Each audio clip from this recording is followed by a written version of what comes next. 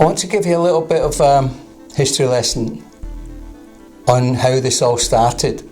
It was back in the 1960s when the contraceptive pill became legal.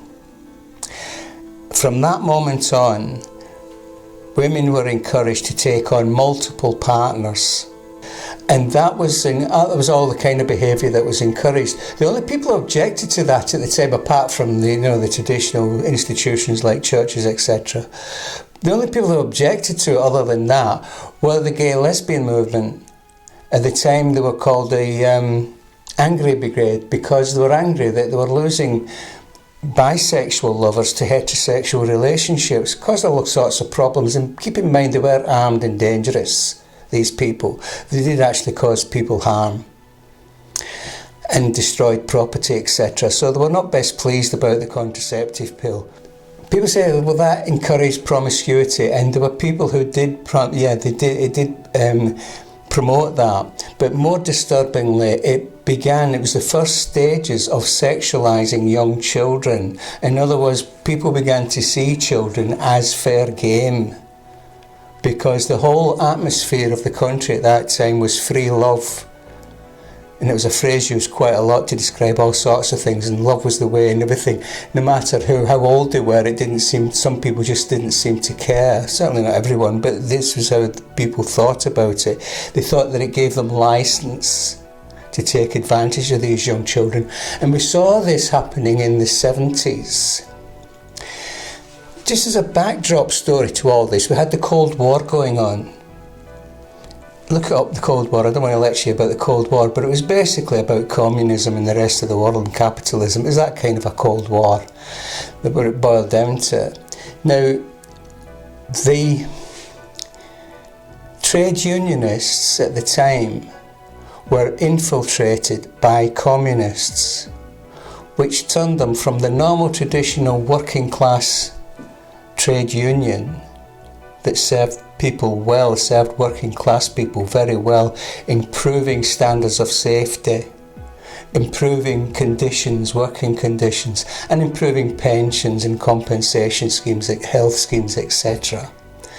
All these things were really positive until the communists took over and told everybody, you're all working class people and you're being persecuted by capitalism. Then we had trouble with the trade unions. In the 1970s were wildcat strikes, I think they were called, and there would just be everybody walking out for virtually no reason, or trivial, silly reasons. Now, this brought down the Edward Heath government, Conservative government. After his government was broken down and destroyed because they couldn't cope with it, in comes Maggie Thatcher promising that she was going to put an end to all this nonsense. And sure enough, as soon as she got in, she more or less declared war on working class families because of what they represented. One of the first things she did was to close down all the coal mines. Now, keep in mind that these coal mines were the stalwart of the trade union movement. They were leaders in the trade union movement.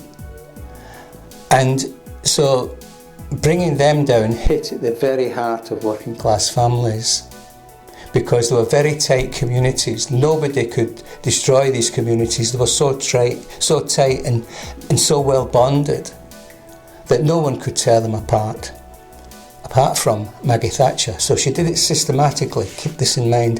The first thing she did was to destroy the mines. Close down the mines. Straight away you disarm the working class family trade union.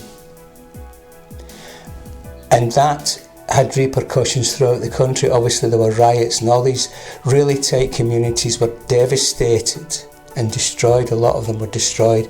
But more importantly, the working class family was torn apart. The next stage in this battle was the poll tax.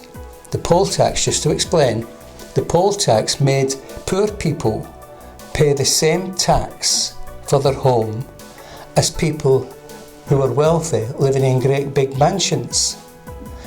totally unfair and totally designed to persecute and impoverish working class people, to take their money away. That's why it came out. No other reason. Of course it doesn't make sense. There were going to be riots, there was going to be problems, etc., and social unrest. But she was determined to destroy the working class family. Then we come to about 1983, and then if you look at the statistics for 1983, the amount of child abuse skyrocketed beyond anybody's comprehension, beyond human imagination. Nobody could imagine this was going to happen, but it did happen. They brought in people to undermine the workers, working class people, working class families, to destroy working class families. They brought in people, they encouraged people to come into the country who were opposed to the Judeo-Christian marriage. They were opposed to everything that it stood for, and they were willing to work for much less money than the working class people who were already there. That meant that a man could no longer earn enough money to keep a family. And the benefit system was geared as such, which I'm sure a lot of people have experienced today, where you earn too much to qualify for benefits, but you don't earn enough to pay for everything without these benefits. The next thing that happened was to change the laws, the family court laws on marriage. And this was primarily done on the back of abuse, allegations of abuse. Now this was where other groups, we had people who had a different culture, who did not agree with the Judeo-Christian marriage. And you had people who were radical feminists and radical political groups who did not want the traditional family to persist into their generation. They wanted people to live totally dependent on the state for everything, including child protection, benefits, money, health, insurance, education, housing. They wanted everyone to be totally and completely within control of the state. The next stage of this persecution gets even worse. The local councils were given authority to start up their own adoption agencies and care homes, which meant that you were sending out people who were being paid money or being providing their local authorities with millions of pounds if they can take children away from working class families. Let me tell you how the system works. Just for example, supposing that I put a job advert in, let's say that, and I said, I want somebody to go out there and protect children to the best of their ability, making decisions on behalf of the family to support them in caring for their own children and keeping the children at home, or certainly within their family, close friends and family and neighbours.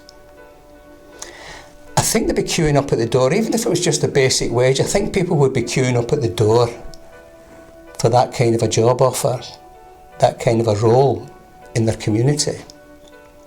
But instead of that, we have people going out into the community with all the authority and full autonomy over everything. I mean everything. And they can take those children away. They've got to bring in so many children from working class parents mostly.